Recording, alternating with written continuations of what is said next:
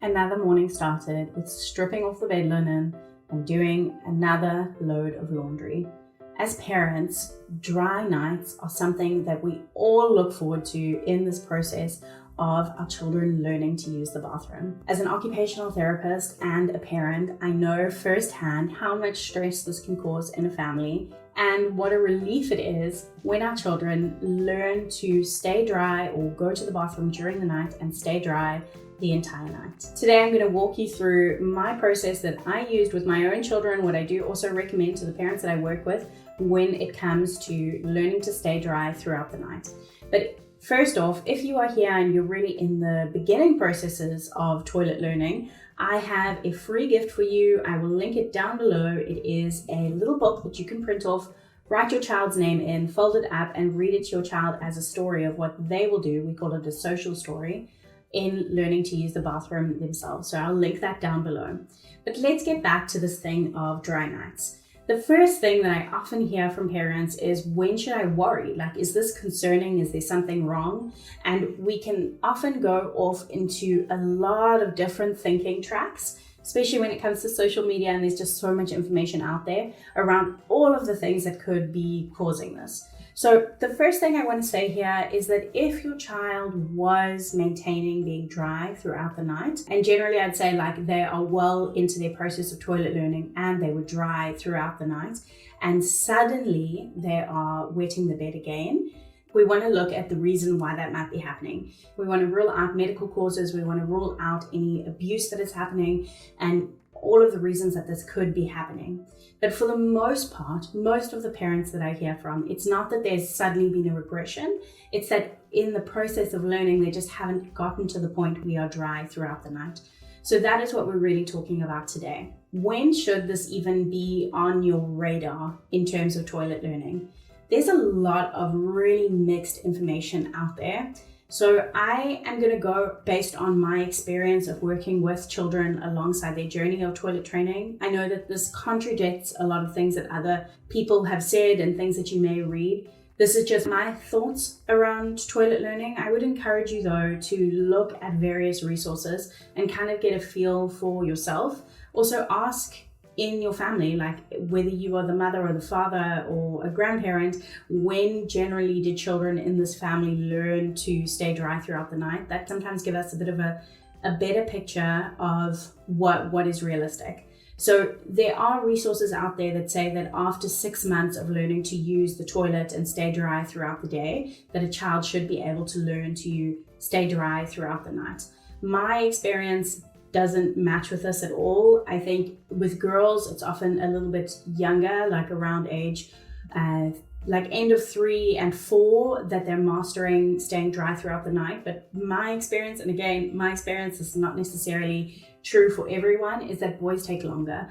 So with boys, I would say somewhere between like 5 and 7 is when they're really mastering staying dry throughout the night. I would again though encourage you to really look at different resources around that and kind of decide for yourself in terms of timing. You can absolutely start putting in structures and toilet training processes for the night when your children are younger.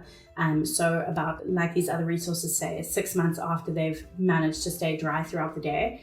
I personally would wait longer with my own children, but that's, again, just my opinion. Traditionally, if we look at how often parents have approached the nighttime toilet learning process, it's that they basically cut off liquids earlier, so the child is drinking less, and they wake them up and take them to the bathroom in the night. That's what we did with one of my children. And what some of the newer research is coming out and saying is that actually this is the wrong way to do it, because then your children don't actually learn to wet themselves. They don't actually learn to wake up, which is the biggest hurdle in this process. Isn't necessarily that they have bladder control, but plus the waking up. So when I started diving into this and really understood that, it changed the way that we approach nighttime toilet learning. Before, we were doing this thing of less liquids and then waking our kids up. But when we kind of embraced the idea that just like in the daytime, they needed to actually get wet to learn that they're wet and then to be able to step forward, we decided to take a step back and not be cutting off liquids early in the night. I don't think that it's a wise idea, obviously, to be like saying, let's drink a full bottle of water or a full bottle of milk or juice or anything like that. straight before bed. I don't do that for myself personally. I'm guessing that you don't either, because it will interrupt our sleep pretty considerably. But I do think that we can, let our children drink as they see fit throughout the day, and including before they go to bed. And then instead of waking them up when we think that they should go to the toilet in the middle of the night, we just leave them. So I know that this sounds really intimidating. There are a few different processes that might happen in this stage, that they just continue to wet the bed, or that they actually learn to wake themselves up. For one of my children, they wet the bed once and then they learn to wake themselves up, and we haven't had any issues since. And again, this is that you've taken now diapers off. So it's not that they are feeling like they're dry. You're letting them be without diapers in the bed.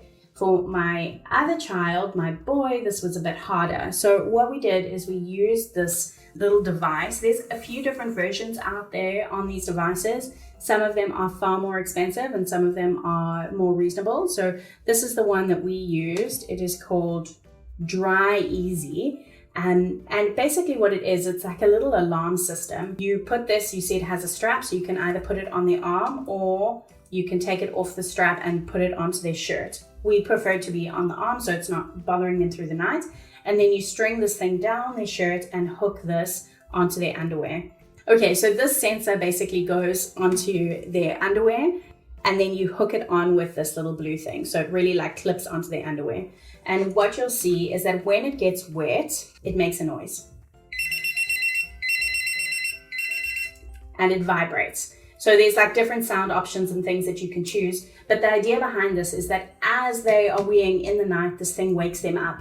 And then in that process of learning to be woken up every time you're having a wee in the middle of the night, you learn to wake yourself up before it happens.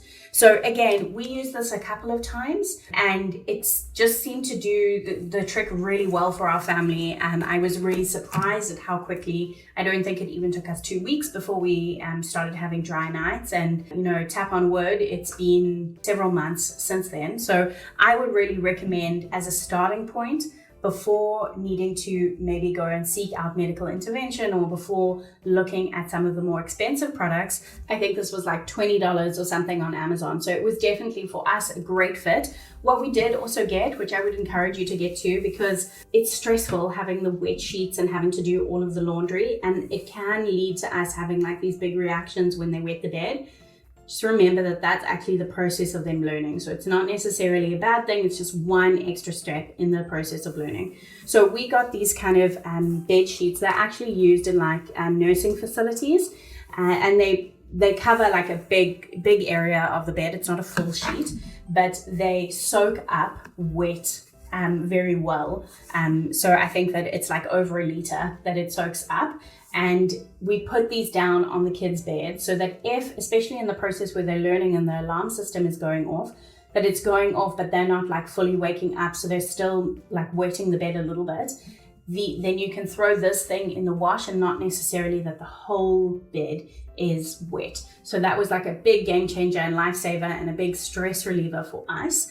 I would love to hear if you try out this process of nighttime toilet training, and if you use these beepers. I would love to hear your thoughts and what worked for you, what didn't. Come and let me know down in the comment box below. It's always helpful, I think, for us to learn from each other and share our experiences, especially with these things that make us a little bit more stressed out and things where we really want to like jump over that hurdle already. Now, if you are still in the beginning stages of toilet learning and aren't quite at nighttime yet, I have a video that is on your screen now that walks you through my 3-step process for teaching children how to use the toilet, and I will see you over there.